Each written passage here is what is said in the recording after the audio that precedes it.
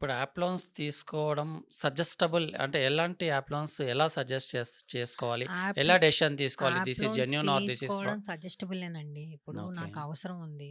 నేను బ్యాంక్‌కెళ్ళి తీసుకోలేను. లేపోతే నా సాలరీ పోర్ట్‌ఫోలియోకి బ్యాంక్ అంత లోన్స్ ఇస్తదో లేదో అన్న అవగాహన కొంతమందికి ఉండదు. హ్మ్.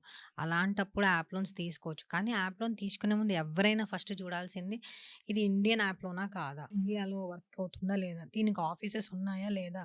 ఇది ఎవరు గవర్న్ చేస్తున్నారు? ఆర్‌బీఐ గైడ్‌లైన్స్‌లో నడుస్తుందా లేదా? ఇట్లాంటి బేసిక్ ఇన్ఫర్మేషన్ 2, 3 నిమిషాలు మనం క్రోమ్ ఓపెన్ చేసి, ఈ పలానా యాప్ గురించి సెర్చ్ చేస్తే, హుహు. మనకి డీటెయిల్స్ రావా అండి? వస్తాయి గదా! వస్తాయి. డెఫినెట్‌గా.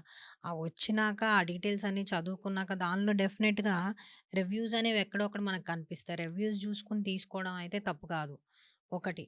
రెండోది ఏ యాప్ అయినా సరే వితౌట్ బేసిక్ డాక్యుమెంటేషన్ అంటే నీ ఇన్‌కమ్ ప్రూఫ్ అడగకుండా తీసుకొని నీకు లోన్ ఇస్తుందో, ఆ యాప్స్ ఎప్పుడు సజెస్టబుల్ కాదు. వాటి వల్ల ఎప్పటికైనా రిస్కులొస్తాయి.